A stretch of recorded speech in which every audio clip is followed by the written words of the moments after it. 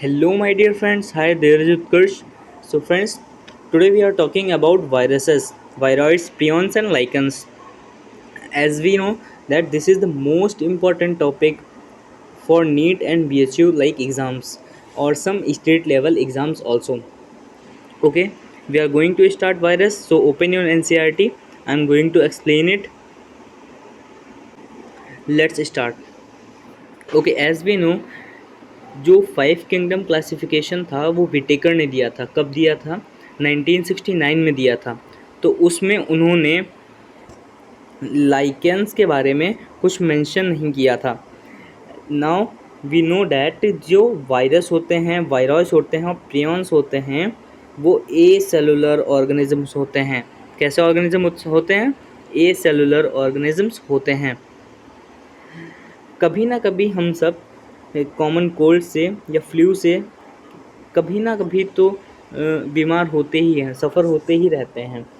As we know that जो common cold होता है वो किससे होता है? वो होता है राइनो वायरस से। RHINO virus, rhino virus. ये इम्पॉर्टेंट है, नीट में एक बार क्वेश्चन आ चुका है कि कॉमन कोल्ड किससे होता है। Okay, now we are going to start our main theory part. Now the जो वायरसेस होते हैं वो ए सेलुलर ऑर्गेनिजम्स होते हैं। कैसे ऑर्गेनिजम्स होते हैं? ए सेलुलर ऑर्गेनिजम्स होते हैं।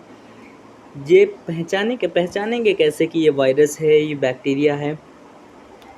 इनके पास इनर्ट क्रिस्टलाइन स्ट्रक्चर होता है इनकी लिविंग सेल के आउटसाइड। इनकी जो सेल होती है उसके बाहर स्ट्रक्चर होता है।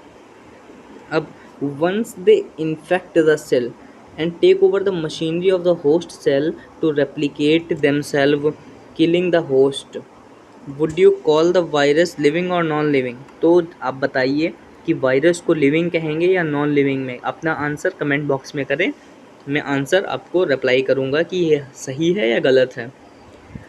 Now as we know that virus means venom और पॉइजनस ब्लड।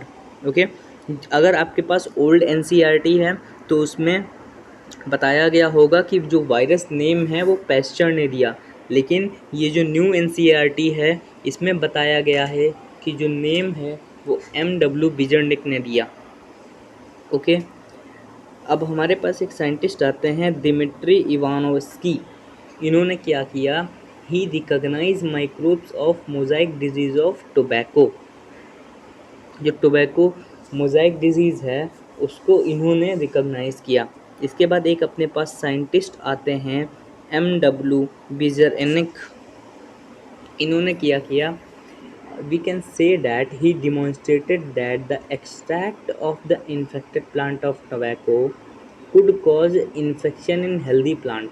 जो मोजाइक डिजीज़ टोबैको के प्लांट में हुई थी उसके जो आस पड़ोस में हेल्दी प्लांट्स लगे हैं वो उनको भी इन्फेक्ट कर सकती थी। तो अब जो कुछ चीज़ जो इन्फेक्ट कर सकती थी उस कुछ चीज़ को MW बिजरनिक ने नाम दिया वायरस। अब जो ओल्ड NCERT है उसमें पैस्चर लिखा है, बल्कि जो न्यू NCERT है उसमें MW बिजरनिक लिखा है। तो अगर नीट में या BHU में या और किसी स्टेट लेवल एग्ज़ाम में क्वेश्चन आएगा कि वायरस वॉज डिस्कवर्ड बाई, तो हम लोग लगाएंगे MW Beijerinck, because this is a new NCERT। Okay, आप अपनी NCERT की किताब में कहीं पे लिख लें।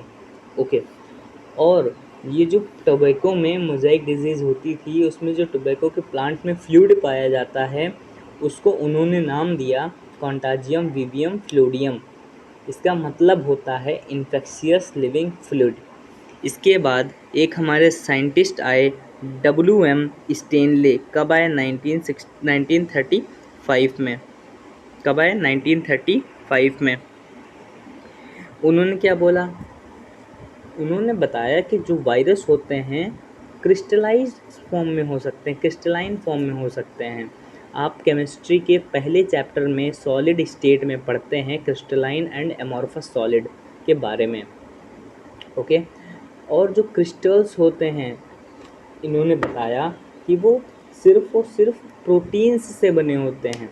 मतलब अगर 100% लिया जाए तो 90% प्रोटीन से बने होते हैं। और they are inert outside their specific host cell. ठीक है, इनका जो ये इनर्ट क्रिस्टलाइन स्ट्रक्चर होते हैं, अगर पूछा जाए क्वेश्चन में कि ये कैसे स्ट्रक्चर होते हैं, तो ये इनर्ट क्रिस्टलाइन स्ट्रक्चर होते हैं।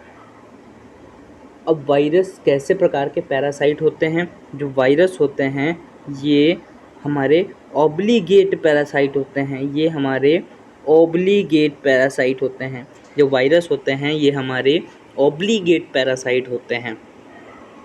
अब एक बहुत ही इम्पॉर्टेंट क्वेश्चन है कि वायरस क्या कंटेन करता है? Nucleoprotein, nucleic acid plus protein, DNA plus protein, RNA plus protein, DNA plus RNA plus protein. तो जो स्टार्टिंग के 4 ऑप्शंस हैं यह सारे के सारे सही हैं, लेकिन आरएनए और डीएनए दोनों को एक साथ कंटेन नहीं करता, या तो आरएनए को करेगा या तो डीएनए को करेगा। अब अपनी बुक के ऊपर साइड में कहीं पे जगह है वहाँ पे लिख लीजिए, जो जेनेटिक मटेरियल होता है वो नॉन इन्फेक्शियस होता है या इन्फेक्शियस होता है वायरस में? तो ये इन्फेक्शियस होता है। अगर जो वायरस है ये प्लांट को इन्फेक्ट कर रहा है, अगर ये जो वायरस है ये इन्फेक्ट प्लांट, तो उसके पास सिंगल स्ट्रैंडेड आरएनए होगा।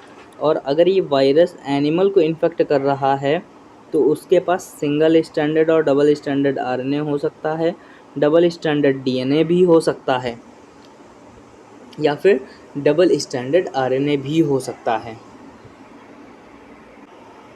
अब यहाँ पे बहुत ही इम्पोर्टेंट बात आती है कि ऐसे वायरस जो बैक्टीरिया को इन्फेक्ट करते हैं उनको क्या कहते हैं? उनको अपन लोग कहते हैं बैक्टीरियोफेजेस।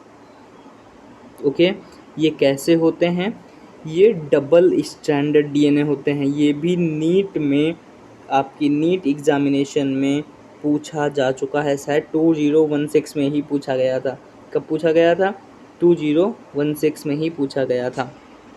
ओके, अब एनसीईआरटी कहती है the protein coat called capsid made of small subunits called capsomeres protect the nucleic acid.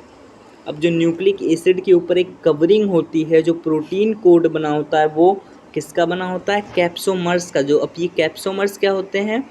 ये स्मॉल सब यूनिट्स होती हैं।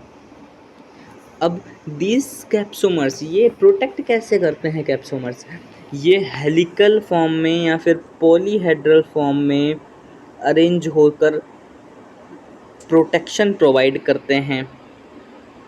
Okay, viruses cause disease. अब वायरसेस कैसे डिजीज़ कॉज कर सकते हैं? Mumps, small pox, herpes, influenza, AIDS से तो आप लोग बहुत ही भली भांति जानते होंगे। Leaf rolling curling, yellowing and weaning, clearing, dwarfing, stunted growth, ये सब हमारी वायरस से डिजीज़ होती हैं। सो कि thank you very much friends. हम प्रियॉन्स का और वायरॉइड्स का एक कंबाइंड वीडियो बना देंगे, एक नया video. Okay, thank you very much. अगर आपको वीडियो अच्छा लगा हो तो कृपया कर लाइक करें, और बुरा लगा हो तो भी लाइक करें, क्योंकि इतना बड़ा मेरा चैनल है नहीं। I am serious. Okay, thank you very much.